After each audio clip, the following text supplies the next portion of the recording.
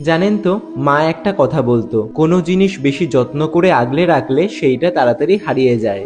এখন বড় হয়ে কথাটার মানে ভালো করে বুঝতে পারি। আসলে কি বলুন তো, দোষটা কিন্তু আমাদেরই। আচ্ছা, কয়লাকে কি কেউ যত্ন করে রাখে? যত্ন করে সোনাকে রাখতে হয় এবং কয়লাকে পুড়তে দিতে হয়। এবার আপনি যদি কয়লা এবং সোনার মধ্যে পার্থক্য না বোঝেন, তাহলে তো আপনার কপালে দুঃখ আছেই। আমি তোমাদের একটাই কথা বলবো, কখনো নিজের কাজ স্যাক্রিফাইস করে, নিজের সময় নষ্ট করে কাউকে সময় দিতে যেও না। কারোর জন্য স্যাক্রিফাইস করো না, কারণ দিন শেষে তুমি যাদের জন্য নিজের সর্বস্ব দান করবে, সবচেয়ে আগে পিঠে ছুরিটা কিন্তু তারাই বসাবে। তবে তাতেও কষ্ট পেও না, ভেঙে পড়ো না। উপরে বিচারকর্তা আছেন, তিনি সব কিছুর হিসাব তুলে রাখছেন। এই জন্মেরটা এই জন্মেই ফল পাবে। জানেন তো, আমি জানি না এটা আপনাদের সাথে হয় নাকি, তবে আমার সাথে তো হয়েছে। আপনি যদি ভগবানের উপর বিশ্বাস রাখেন, তবে কেউ যদি আপনার ক্ষতি করার চেষ্টা করে, তাহলে তার পতন নিশ্চিত। হ্যাঁ, দুজন আমারও খারাপ করেছিল, কিন্তু আজ তারা ধূলিসাৎ হয়ে গেছে। না না, অভিশাপে নয়, কর্মফলে। এবং ভাগ্যবশত প্রতিবারই আমি আমার জায়গায় ঠিক ছিলাম,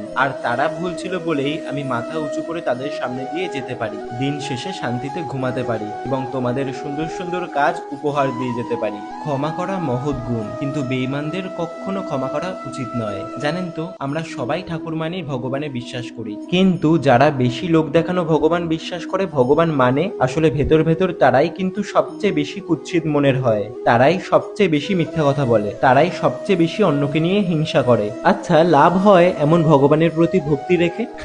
কি হাস্যকর না? শুনুন, স্যাক্রিফাইস তাদের জন্যই করুন, সময় নষ্ট তাদের জন্যই করুন, ভালো তাদেরকেই বাসুন যারা আপনার মর্ম বোঝে, যারা আপনার মন বোঝে, যারা আপনার ভালোবাসা বোঝে, যারা আপনার অভাব বোঝে, যারা আপনার মূল্য বোঝে।